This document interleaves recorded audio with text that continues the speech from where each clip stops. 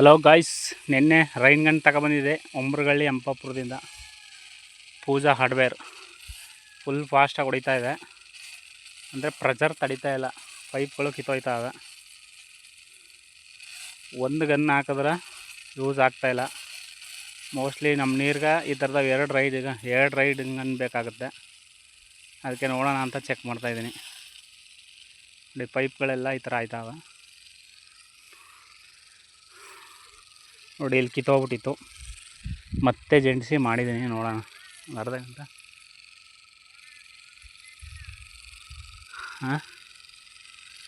Try ಮಾಡ್ತಾಯಿದ್ದೀನಿ boss. ನೋಡಿ, rain gun ಚೆನ್ನಾಗಿ ಹೊಡಿತಾ ಇದೆ.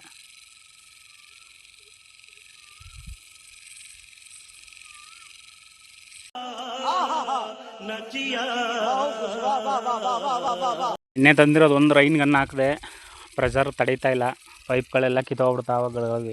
ಅದಕ್ಕೆ ನಮ್ಮ ಹತ್ರ ಇರೋದೊಂದು ಸಣ್ಣದು ಹಾಕಿದ್ದೀನಿ ಸ್ಪ್ರಿಂಕ್ಲರ್ನ. ಎರಡು ಹಾಕಿರೋದ್ರಿಂದ ಸ್ವಲ್ಪ ಈಗ ಪರವಾಗಿಲ್ಲ. ನೋಡಿ, ಅದು ಫುಲ್ ಫಾಸ್ಟ್ ತಿರುಗುತ್ತೆ, ಇದು ಸ್ವಲ್ಪ ಸ್ಲೋ ತಿರುಗುತ್ತೆ ಅಷ್ಟೇ. ಅದು ನೋಡಿ ಹೆಂಗೆ ತಿರುಗುತ್ತೆ, ಫುಲ್ ಫಾಸ್ಟ್. ಅಂದರೆ ನೀರು ಪ್ರೆಷರ್ ಆದರೆ ಇನ್ನೂ ಜೋರ ತಿರುಗುತ್ತೆ, ಪೈಪ್ ಕಿತ್ತೋಗ್ಬಿಡ್ತಾವೆ. ಅದಕ್ಕೆ ಎರಡು ಹಾಕಿದ್ದೀನಿ. ಸಕ್ಸಸ್ ಆಗುತ್ತೆ, ಏನು ಸಮಸ್ಯೆ ಇಲ್ಲ.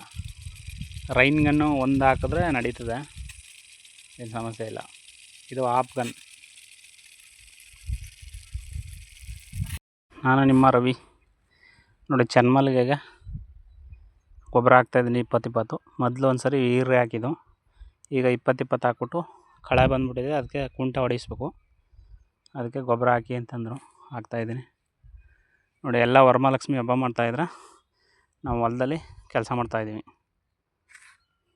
रुको जरा सबर करो, बोला धक्का बुक्की नहीं करने का, आराम से लेने का. ನೋಡಿ ಗಾಯ್ಸ್, ಈ ಮುಸ್ಕಿನ ಜೋಳ ಹಾಕೋದಕ್ಕೆ ಇದಕ್ಕೆಲ್ಲ ಸ್ಪ್ರಿಂಕ್ಲರ್ಲಿ ನೀರು ಕುಡಿಸಿ ರೆಡಿ ಮಾಡಿದ್ದೀನಿ. ನಾಳೆ ಮುಸ್ಕಿನ ಜೋಳ.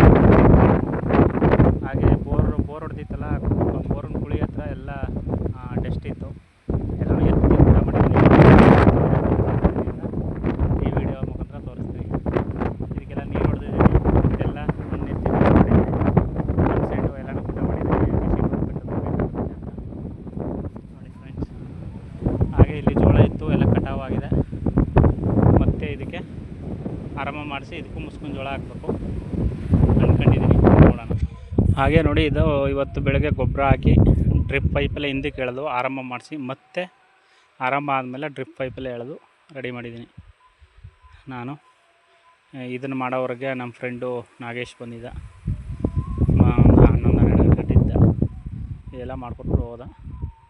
ಇದು ಹೋದ್ಮೇಲೆ ಮಣ್ಣೆಲ್ಲ ಎಳೆದು ಅದೆಲ್ಲ ರೆಡಿ ಮಾಡಿಬಿಟ್ಟಿದ್ದೀನಿ.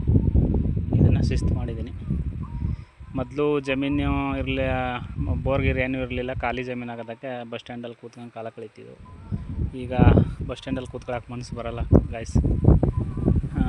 ಕೆಲಸ ಇದ್ದರೆ ಕೆಲ್ಸಕ್ಕೆ ಹೋಗ್ತೀವಿ, ಕೆಲಸ ಇಲ್ಲ ಅಂದರೆ ಜಮೀನು ಹತ್ರ ಬಂದು ಏನಾಗುತ್ತೆ ಅದು ಮಾಡ್ತೀವಿ, ನಮ್ಮ ಕೈಲಾದದ್ದು. ಏನಂತೀರ?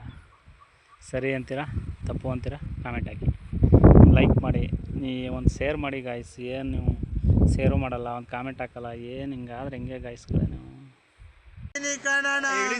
ಅಣ್ಣ ನನ್ನ ಕೈಲಾಯ್ತಾ ಇಲ್ಲ.